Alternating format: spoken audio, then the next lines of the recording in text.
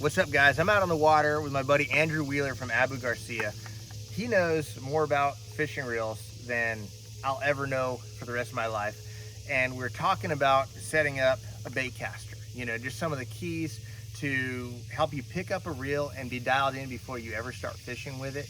And I figured, man, I better just ask you to do this video because you just know a lot more than I do about the inner workings of these reels and how to get them set up right out of the get-go. I go by feel a lot, and a lot of times that bites me, you know, because sometimes I'll pick one up and I'll occasionally blow up a reel right out of the chute. But what would you tell someone who just tied on a crankbait or a jerk bait and was previously throwing a heavier bait, something like maybe a spinner bait or a big heavy worm or something like that? What are some things that they need to look at with that reel? Yeah, so I think there's two really important things on a bait cast reel that you really need to look at and adjust depending on the bait style, fishing style, even weather, wind in particular. So the first one is the tension knob just on the side of the reel.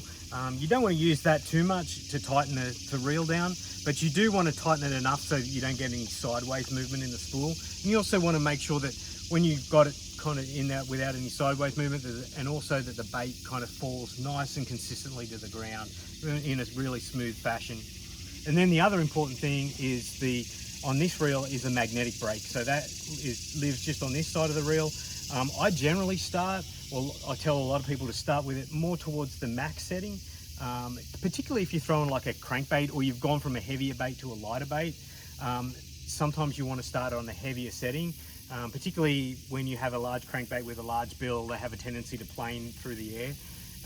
You want to really balance that kind of planing and make sure that the reel can control that as well. So start with that braking system more towards the max position, and then gradually work your way back, get it to a point where you feel comfortable and you're not backlashing, but you're also getting the maximum distance in the cast as well. That makes sense. So you're saying the tension knob is more, that's the larger adjustment, and then the fine adjustment actually comes in the braking. Yep. Yeah, that makes so sense. Just and you should, and everybody forgets this, but obviously whenever you change a bait out, particularly if you're changing styles of bait, so you're going from say a worm to a crankbait, or from a worm to like a spinner bait, something that's a little more air resistant, you really need to adjust the braking system every time.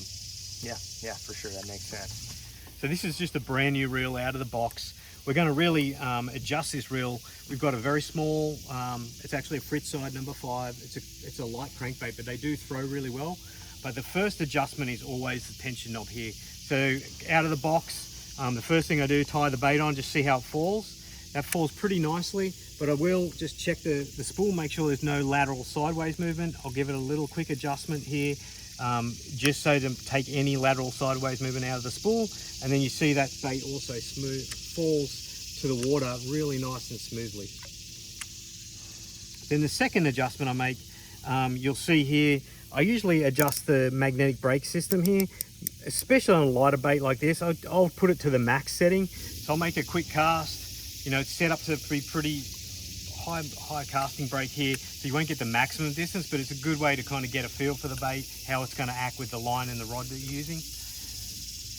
And then okay, that's easily castable, but I can definitely get some more distance. So then just start to work your braking system down a few clicks, and you want to do this a couple of times, maybe 2 or 3 times, until you get to a level that you feel comfortable with and you're getting the maximum distance out of that bait that you can. So it's just kind of a little bit of a trial and error game, particularly with the lighter weight crankbaits. Any bait cast reel that will throw whether it's a jig or a worm that's around ½ an ounce really easily. Anything that's a little lighter, you're going to have to tweak a little bit and just make sure that you are getting kind of that good average casting session.